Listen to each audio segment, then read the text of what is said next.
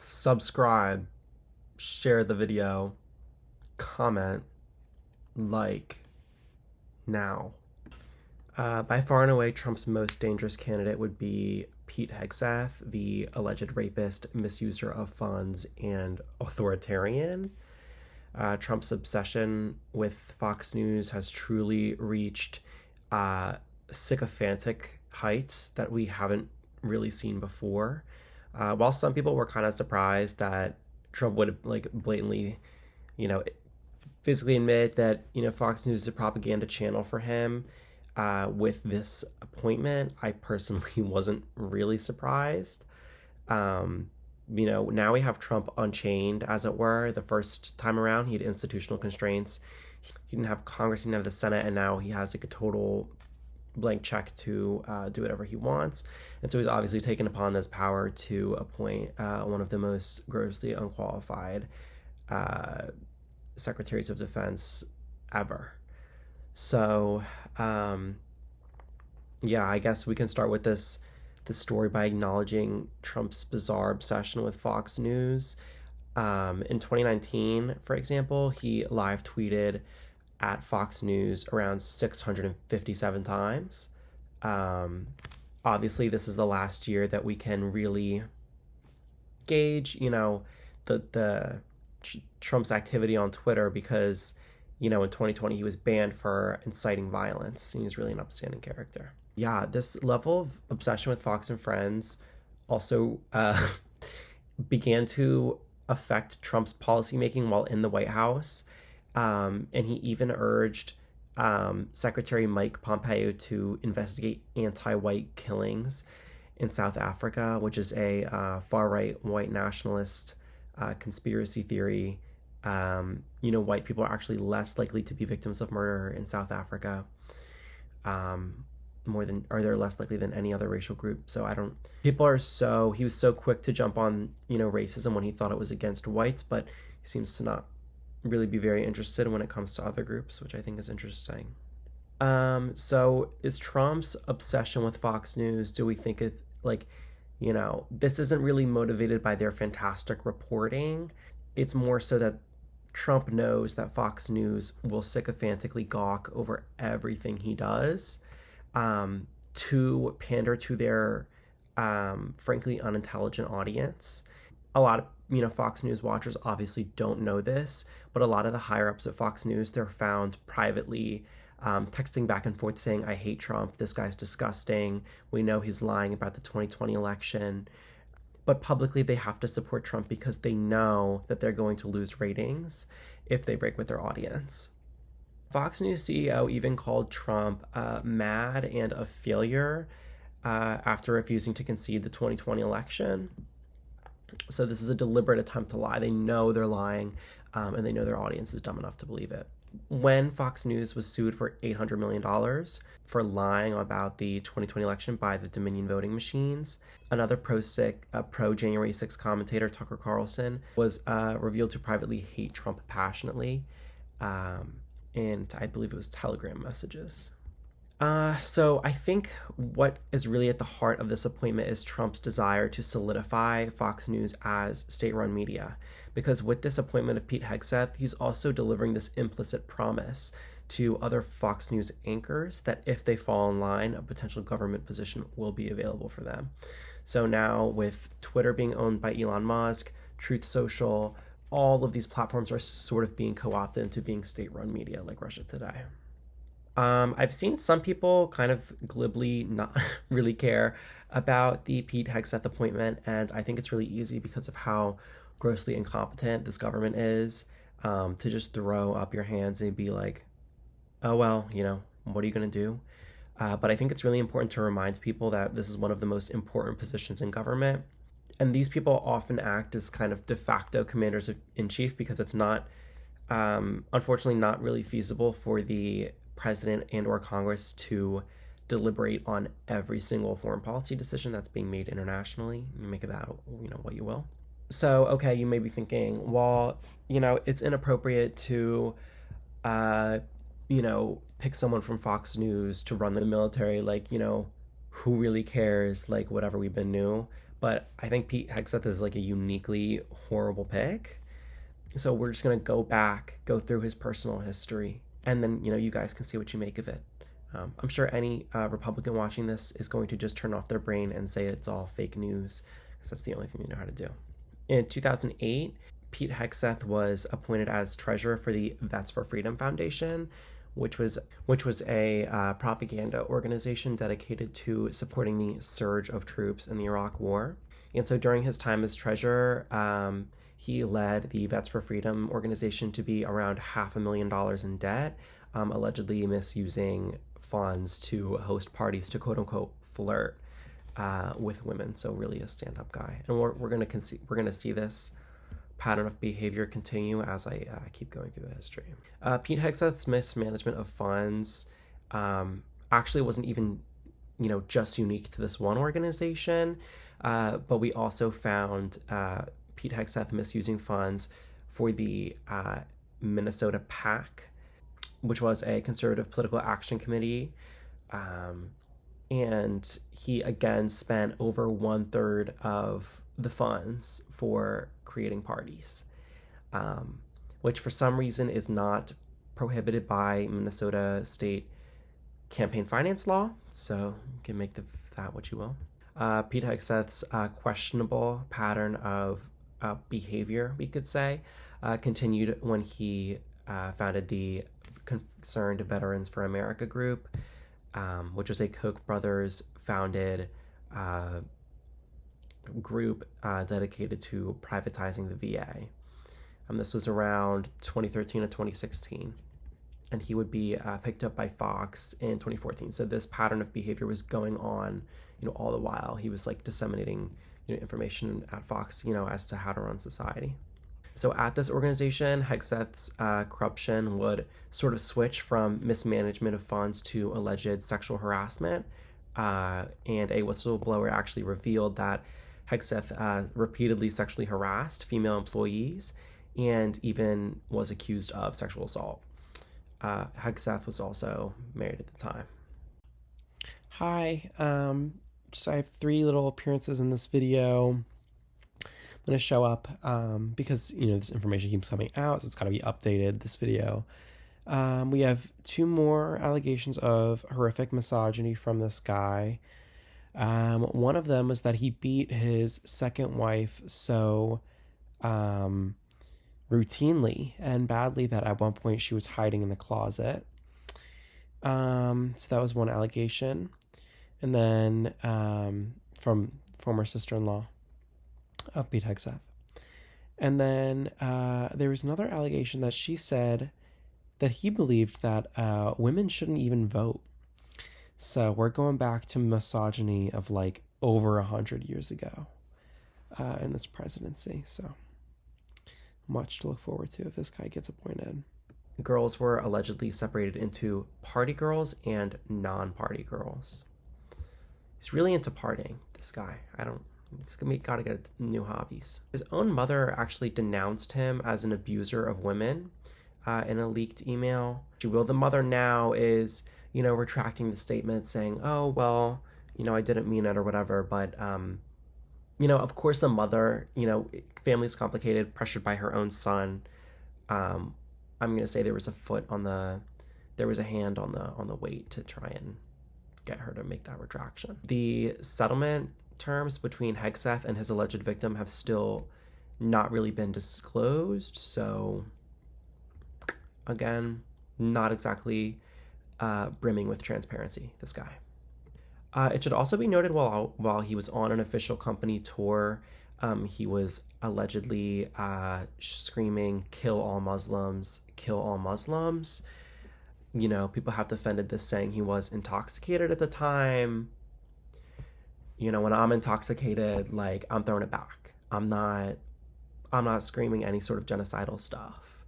Drunk actions are sober thoughts. So I think this is pretty concerning for someone who wants to occupy an incredibly important position of government. But clearly Republicans don't agree with me. Also, hardly surprising that Trump would pick someone who was allegedly a rapist, because Trump himself was found civilly liable for rape. So he needs a bunch of rapists around him to say rape is good, rape isn't that bad, don't feel bad for raping. Of course, stunned by his fabulous record, he managed to get this Fox News position in 2014.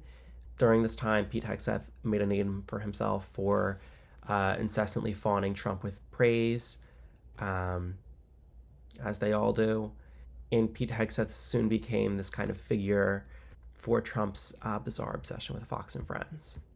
It even reached to the point where Hegseth was getting into Trump's ear during his presidency and convincing him to pardon 3 convicted war criminals, Clint Loris, Matt Goldstein, and Eddie Gallagher.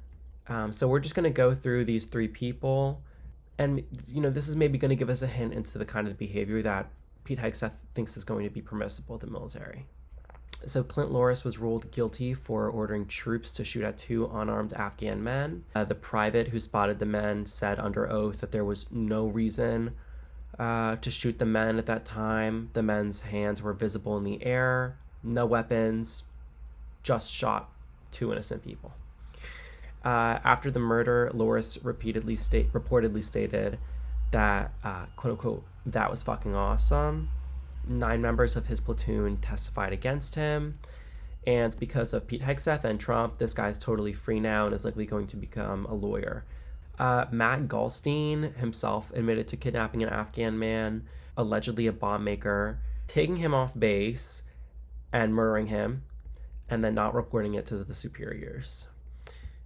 In 2016, a board of inquiry found that Goldstein engaged in a cover-up of these events after they took place. Finally, which I believe to be the most egregious case of the 3, we have Eddie Gallagher, who stabbed a teenager recruited by ISIS to death while he was being treated in a hospital bed, and then posed with his corpse and then texted his friends with the photo and the caption, "Good story behind this, got him with my hunting knife."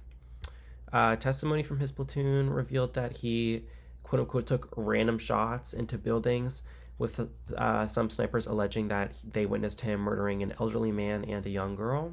Gallagher publicly boasted about the large number of people that he had killed, boasting that he had murdered 3 people a day for 80 days. He was also charged with obstruction of justice, but the issue was that the trial took place over a year after the alleged events transpired, so there was really a lack of physical evidence, and there was a heavy reliance on eyewitness testimony. So this led to conviction on only 1 charge of the posing with the corpse, because that's pretty cut and dry. But even this 1 charge was met with such staunch Republican political resistance from alleged sensible Republican Dan Crenshaw, using Gallagher's pretrial detention for political brownie points. One Republican, Duncan D. Hunter, bragged that he himself had posed for pictures with a dead enemy combatant, so it's really not big of a deal. Congressman Duncan Hunter continues to defend a San Diego-based Navy SEAL accused of war crimes. KPBS reporter Lynn Walsh has details on the Marine Corps' response. Eddie did one bad thing that I'm guilty of too. Taking a picture with the body and saying something stupid. Speaking at a town hall in Ramona on Saturday, Congressman Hunter says he and a lot of his military peers posed in photos with people they've killed. Hunter then said in an interview on the podcast Zero Blog 30 released this week that he likely killed civilians as well. I was an artillery officer, and we fired hundreds of rounds into Fallujah. Right. Killed probably hundreds of civilians, if not scores, if not hundreds of civilians. Probably killed women and children, if there were any left in the city when we invaded. So do I get judged too? In a statement, the Marine Corps says, quote, if mistreatment of the dead were committed intentionally, it could be considered a violation of the law of war. They added it's too early to speculate on any possible consequences based off Hunter's comments. Lynn Walsh, KPBS News. Hi, this is Ben from the future. I did some digging on this one congressman in particular, and I found out that he was using campaign finances to pay for luxurious trips relations with women and video games. Yeah, and you may be thinking, oh, that's odd. What happened to him? He was also pardoned by Trump. So Trump's really got a track record now of pardoning, Nazis, corrupt people. It's just gotten to the point where if someone can't see that Trump is corrupt, they're never going to see it. I think a lot of these politicians, like, they secretly murdered people if they were deployed, and so they just feel like, oh, well, who cares? So yeah, of course, this all led to Trump pardoning Gallagher and Trump's Secretary of Defense, Mark Esper, firing the Secretary of the Navy for even reporting the claims that were made against him. I guess you can't really expect anything less from kill all Muslims Hegseth and kill their families Trump. Hegseth is also like a very hateful person. I notice he has a lot of disdain for minorities, which again, I guess you can't really be surprised that he found his way in the Trump administration. He was a defendant of Don't Ask, Don't Tell, which was discrimination against LGBT veterans, that if they came out about their sexuality, they were allowed to be fired. And has also went on record saying that we, quote unquote, straight up shouldn't have women in combat roles. Also, I think that, all of this, the offensiveness, brazen lack of qualification, why would Trump pick someone like this? I think it has more to do with domestic issues, because Pete Hegseth provided neutral to positive coverage of the January 6th insurrection. And if you don't believe me, I'm going to play right here. From the podium today, we'll find out on the Fox News channel. His two sons will also be speaking. Dan Cavino speaking, Katrina Pearson, Mo Brooks, who's been a part of the objection as well on Capitol Hill, as well as organizers for Women for America First. And guys, right now the crowd is starting to walk in. They just opened the doors. You're actually going to look at the first few folks that will be coming in. They've been waiting for hours, morning for hours. And, the chants that are coming time and time again are stop the steal, stop the steal. And we saw it coming out of Georgia, that 70% of Republicans who believe that the election in November was not legitimate, that it was stolen, that may have had an effect on Georgia, but no doubt it has an effect on the hearts of this city right now, of Americans. I have friends who've texted me who are not very political saying, I'm coming to Washington, D.C. today because I can't handle what's happening in my country. I think it's not an understatement to say we're in a constitutional tinderbox right now, with people on both sides believing there's legitimacy and illegitimacy based on things they feel in their heart and love of their country. Donald Trump will articulate a lot of that today from the stage. He'll have thousands of supporters here. Again, Hegseth was unable to answer the question as to whether Donald Trump lost the election in 2020. If you don't believe me, you can listen to it yourself. A lot of money personally, and you've enriched a lot of corporations with advertising by getting on here and spewing lies and conspiracy theories to folks who trust you. And so what I'm asking you to do is to tell your voters right now that Donald Trump lost the election in 2020. At least you've resolved the lie that is Democrats are now for voter ID. It's not your show, sir, but at least you resolved the idea that Democrats are not for voter ID. In 2020? Real quick. Can you answer the question? Did Donald Trump lose the election in 2020? I'm answering questions. Don't really feel any obligation to answer anything an uncomfortable of you. question for you? No, it's See, this is Pete, the reason my question is why are you in Washington, D.C. and not... And so this has led some people to theorize that Hegseth is hoping to usher in a Trump-era dictatorship or hybrid regime. There are some tattoos on his body that have also been attributed to the hate movement of Christian nationalism. And you saw this in the Hegseth confirmation hearing, because when Hegseth was asked if he would comply with the Trump order to deploy the military against U.S. citizens, it would be illegal to put them in homes under the Third Amendment. Hegseth refused to answer. So it seems like this is really about Trump gaining control over the domestic. And you can hear Trump talk about this all the time. People say, I'm lying. Trump doesn't want to deploy the military against citizens. You can listen to what he has to say about it himself. During the BLM protests, he said he thought calling the military in on U.S. citizens would be a good idea. It comes as government officials here try to make sense of President Trump's latest order threatening to mobilize the U.S. military unless states stop violent protests. Then I will deploy the United States military and quickly solve the problem for them. This is not like deploying soldiers and Marines into Iraq or into Afghanistan. We're going to be confronting our fellow citizens. I think the bigger problem is the enemy from within, not even the people that have come in and destroying our country. By the way, totally destroying our country. The towns, the villages, they're being inundated. But I don't think they're the problem in terms of election day. I think the bigger problem are the people from within. We have some very bad people. We have some sick people, radical left lunatics. And I think they're and it should be very easily handled by, if necessary, by National Guard, or if really necessary, by the military. So what is there to be made of this? You know, what's